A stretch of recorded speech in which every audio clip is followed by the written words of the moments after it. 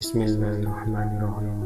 Assalamualaikum warahmatullahi wabarakatuh. Salawat serta salam semoga tetap tercurahkan terhadap junjungan kita Nabi Muhammad SAW. Ada begitu banyak hadis Nabi yang menceritakan tentang kedatangan Nabi Isa alaihissalam di akhir zaman nanti. Kedatangan Nabi Isa tidak untuk merusak tatanan ataupun peran Nabi Muhammad SAW. Kedatangan beliau juga bukan untuk menggantikan posisi Nabi Muhammad sebagai Nabi terakhir, sebab Nabi Isa tidak datang sebagai Nabi dan Rasul, tapi beliau datang sebagai seorang umat Nabi Muhammad SAW. Beliau akan mendirikan sholat dan berpuasa seperti kita, bahkan beliau akan pergi haji ke Makkah Baitullah, bukan ke Bethlehem. Lebih dari itu, Nabi Isa akan merobohkan salib dan juga gereja yang selama ini telah mengkhianati ajaran asli yang beliau ajarkan. Rasulullah SAW bersabda, para nabi itu bersaudara seayah, sedangkan ibu mereka berbeda-beda dan agama mereka itu satu. Aku adalah manusia yang paling dekat terhadap Isa bin Maryam, karena tidak ada nabi lagi di antara dia dan aku, dan dia akan turun kembali jika kalian melihatnya, maka kenalilah oleh kalian bahwa dia adalah laki-laki yang sedang tingginya berkulit putih kemerah-merahan. Dia akan memakai dua buah baju yang agak kemerahan, seakan di kepalanya meneteskan air walaupun tidak basah. Dia akan mematahkan salib, membunuh babi, menghapus jizyah, serta menyeru manusia ke dalam agama Islam. Di zamannya nanti Allah akan menghancurkan seluruh agama kecuali agama Islam. Kemudian terciptalah keamanan di muka bumi, hingga singa dengan unta mencari makan di tempat yang sama. Dan demikian pula harimau dan sapi, juga serigala dan kambing, serta anak-anak kecil bermain-main dengan ular tanpa membahayakan mereka.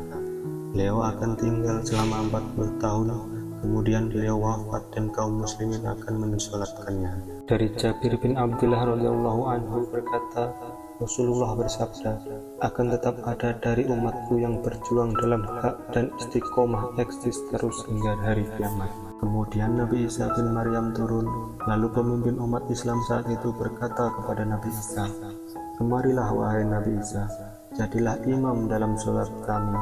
Namun Nabi Isa menjawab, tidak, kalian menjadi pemimpin di antara kalian sendiri, sebagai bentuk pemuliaan Allah atas umat ini. Hadis riwayat Ahmad, Abu Daud, Ibnu Hibban, Al-Hakim, dan disahihkan oleh Az-Zahabi. Rasulullah SAW bersabda, Nabi Isa masih tetap tinggal di bumi hingga terbunuhnya Dajjal selama 40 tahun.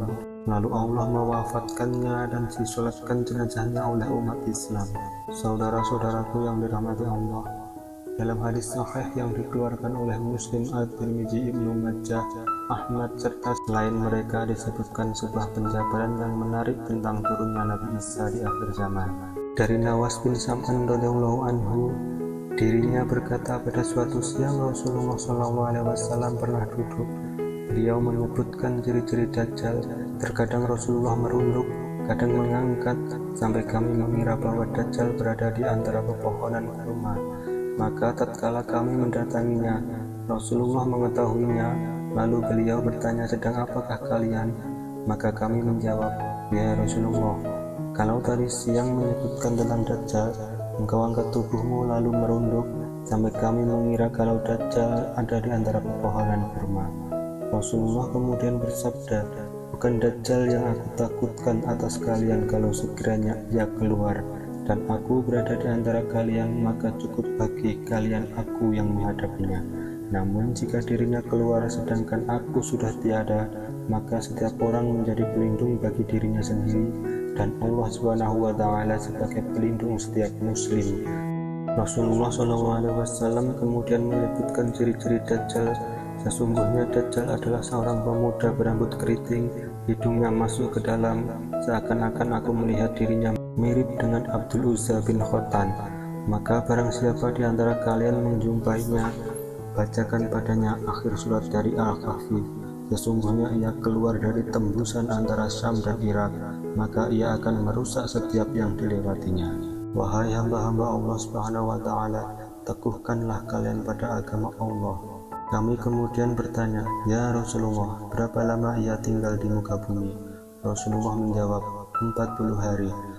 Satu hari yang bagaikan 1 tahun, dan 1 hari bagaikan 1 bulan, dan 1 hari bagikan 1 pekan. Setelah itu hari-harinya sama seperti hari-hari kalian sekarang ini. Lanjut Rasulullah. Kami bertanya kembali, ya Rasulullah, 1 hari yang bagikan 1 tahun apakah cukup bagi kami untuk sholat hanya 1 hari? Rasulullah menjawab, tidak cukup, akan tetapi perkirakanlah waktunya. Ya Rasulullah, seberapa cepat perjalanan Dajjal di muka bumi? Tanya kami. Rasulullah menjawab, selayaknya mendung yang tertiup angin dan dia mendatangi sebuah kaum kemudian mengajak mereka untuk beriman kepadanya. Lalu mereka pun beriman dan mengabulkan permintaannya. Dirinya lantas memerintahkan kepada langit untuk menurunkan hujan dan bumi agar menumbuhkan tanaman. Maka mereka mendapatkan hasil panen yang banyak. Kambing-kambing penuh berisi susu dan memenuhi keinginan mereka. Setelah itu Dajjal mendatangi suatu kaum, akan tetapi mereka menolak. Ucapannya tidak mau beriman kepadanya sehingga ia pun pergi meninggalkan mereka. Maka negeri tersebut menjadi kering kerontang, tandus, tidak ada harta lagi yang tersisa di tangan mereka. Kemudian Dajjal melewati sebuah reruntuhan, lantas dia berkata kepadanya, keluarkanlah harta karunmu. Maka dengan segera keluar harta karun yang sangat banyak bagaikan buah kurma yang bergelantungan di pepohonan. Selanjutnya Dajjal mengajak seorang pemuda untuk beriman kepadanya, akan tetapi pemuda tersebut enggan, maka ia memenggal tubuhnya dengan pedang. Tubuhnya dipotong menjadi 2 bagian lalu dilempar sejauh mata memandang. Kemudian ia hidupkan kembali. Yang didatangkan kepadanya pemuda tersebut datang dengan wajah yang berseri dan tersenyum. Manakala Dajjal dalam kondisi seperti itu, Allah menurunkan Nabi Isa Al-Masih ibnu Maryam. Beliau turun di Menara Putih di timur kota Damaskus di antara 2 kain bumi. Tangannya bergelayut di antara sayap 2 malaikat. Apabila ia menundukkan kepalanya menetes, jika beliau mengangkatnya melandai seperti mutiara. Tidak halal bagi orang kafir mendapati aromanya, melainkan orang kafir itu pasti akan mati. Aroma Nabi Isa tercium sejauh mata memandang. Kemudian Nabi Isa akan mencari Dajjal sampai akhirnya berjumpa di pintu Lut. Kemudian Nabi Isa membunuhnya. Setelah itu Nabi Isa mendatangi sebuah kaum yang Allah Subhanahu wa Ta'ala menjaga mereka dari keganasan Dajjal. Nabi Isa datang lalu mengusap wajah mereka satu persatu, seraya beliau memberikan kabar gembira dengan kedudukan yang tinggi di surga kelak. Ketika mereka sedang bercengkrama seperti itu, tiba-tiba Allah menurunkan wahyu kepada Nabi Isa, aku telah membiarkan hamba-hambaku untuk keluar. Mereka adalah kaum yang tidak ada seorang pun yang sanggup menandinginya. Bawalah orang-orang yang ada bersamamu ke Bukit Tur. Maka Allah Subhanahu wa Ta'ala mengutusnya, Ya'juj dan Ma'juj. Mereka turun dengan cepat dari seluruh tempat yang tinggi. Rombongan pertama di antara mereka melewati sebuah danau Qabariyah. Mereka meminum air yang ada di dalamnya. Kemudian lewatlah sekelompok yang belakangan. Tatkala mendapati airnya telah habis, mereka berkata, sungguh dulu di sini ada air.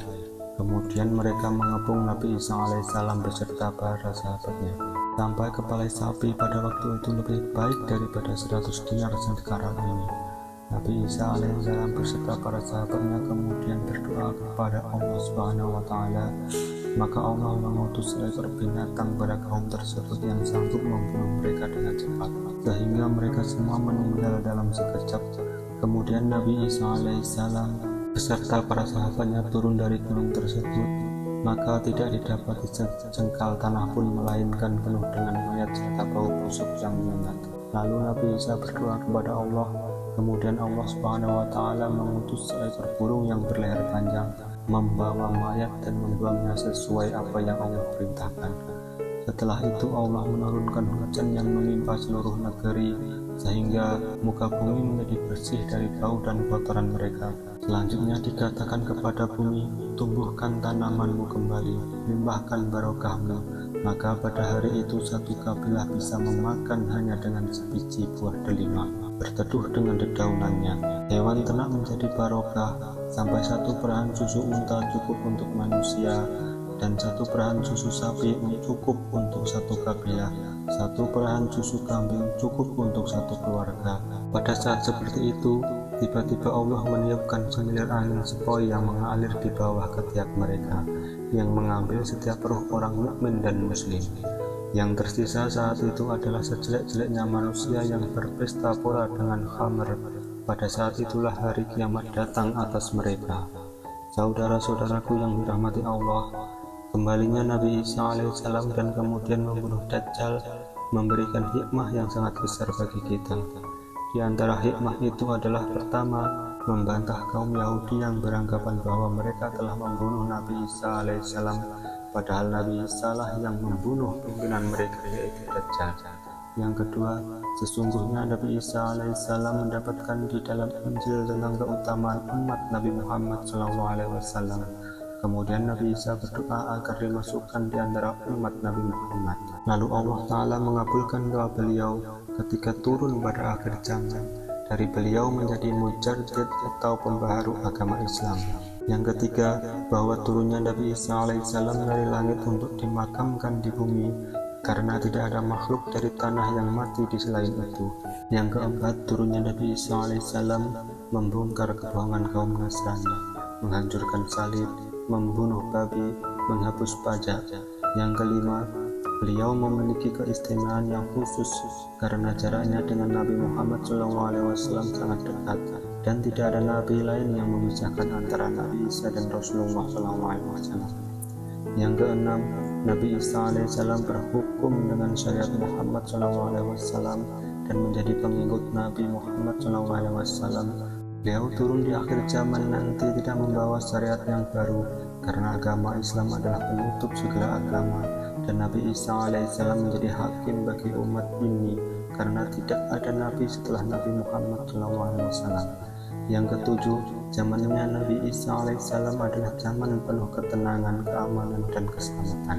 Allah mengirimkan hujan yang lebat, menjadikan bumi mengeluarkan tumbuh-tumbuhan dan buah-buahan, harta berlimpah, serta dihilangkan sifat-sifat iri, benci, dan dengki. Yang kedelapan, lamanya Nabi Isa alaihissalam tinggal di bumi adalah selama 40 tahun.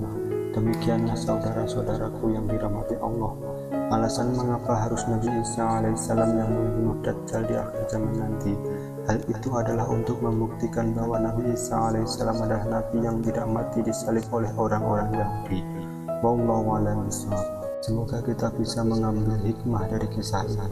Semoga kita ditunjuk oleh Allah Subhanahu wa Ta'ala di jalan yang lurus. Wassalamualaikum warahmatullahi wabarakatuh.